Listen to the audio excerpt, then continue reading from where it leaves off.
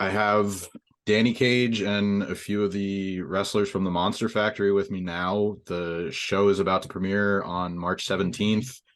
A lot of feedback, positive attention going into the end of the week. I will start with something I wanted to ask Danny for a while. I know you kind of mentioned this on Twitter a while ago about having something in the works.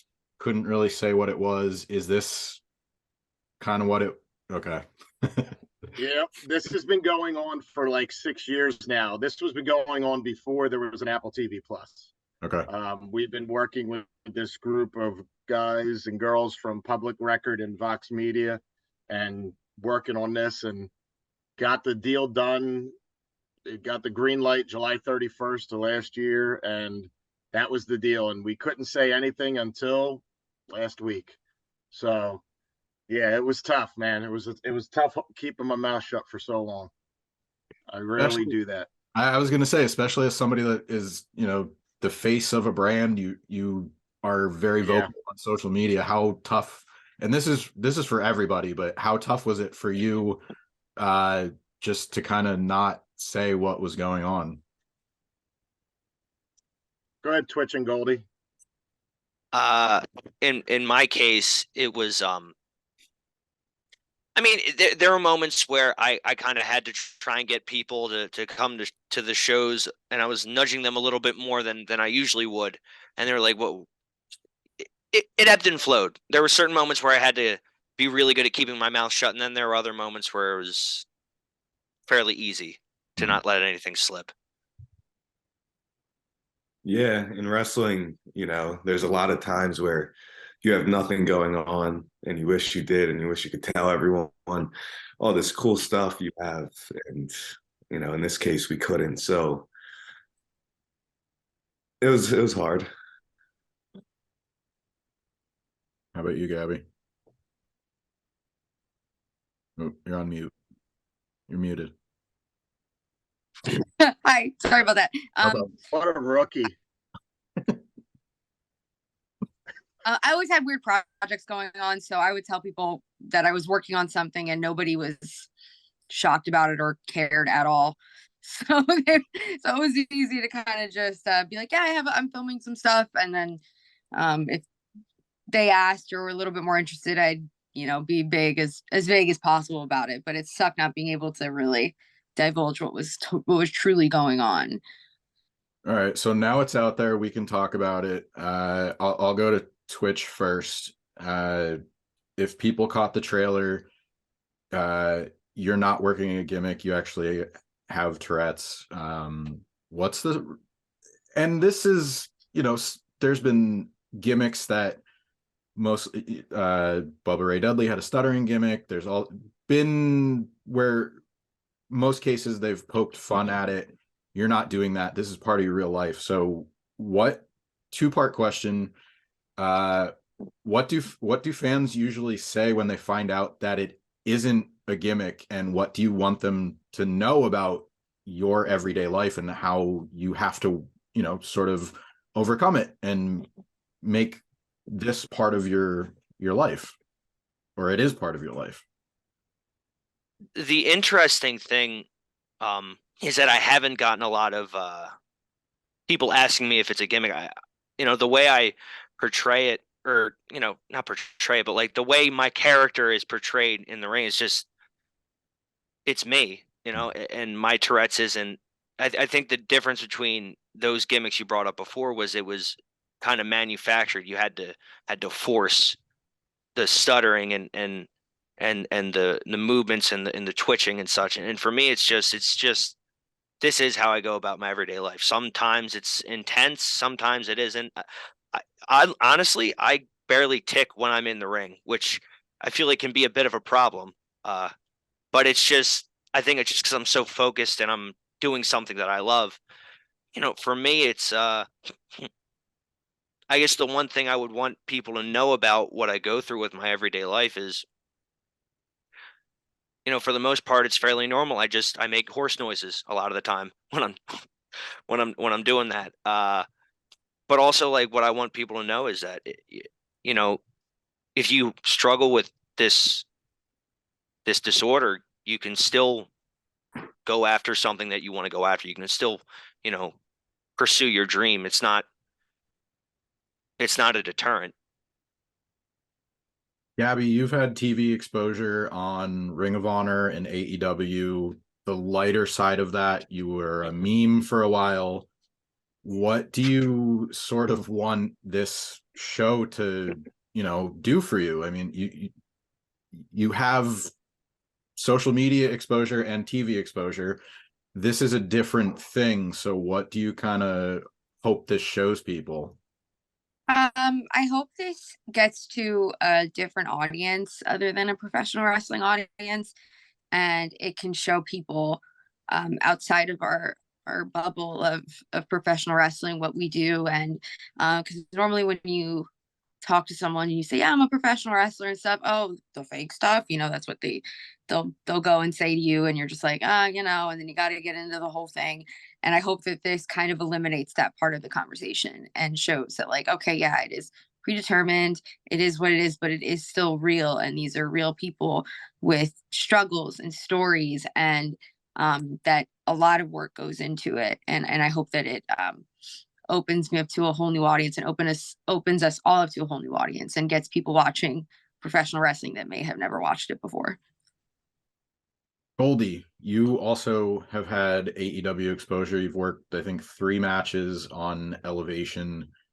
Does the dream change at all? Like, obviously, AEW coming in the past few years gives you another place to work, but you always hear this thing about WWE's the dream to work. Does that dream change at all now that you have another place? Or Yeah, so in the show, actually, which I think is cool, you get to see me and my partner Brett go to AEW and get a match, and kind of the feelings behind that, and the fear and the excitement. So I've only worked at AEW. I've never done any extra work on WWE, so I don't really know what it's like there. But I can say being backstage at AEW is amazing and fun, and everyone's so nice there. So it's definitely another option, and definitely not an option to look past at all. Danny, in the trailer, you also said that you'd be happy if you got one person to WWE. That's happened with Steve Cutler, now Steve Macklin, Damian Priest, Matt Riddle, and then on the other side you have Ian Riccaboni, QT Marshall, and I remember him as Cody Vance, but Preston Vance. They've all gone on to Ring of Honor and AEW. What kind of... You forgot Nick Camarado. Okay, Nick Camarado. Sorry. He'll yell at you for that. I will not tell him where I'm located. Go ahead, bud. All right, so obviously you've gotten more than one person to WWE. So what is sort of the next milestone for you as a coach? My own show on Apple TV Plus. Oh, did that. Now the rest of these guys and girls going on and doing even more things. No, but seriously, like, I want everybody out there signed and doing great things, but I think, like, what we discovered the last couple of years, especially with the pandemic, is everything is like there's more to this than just getting signed and stuff like that. It's not forgetting the journey that we're on and the memories that we make. Because I mean, like I said to people earlier, if I wasn't filming this when I was going through what I was going through, I don't know where I'd be at right now.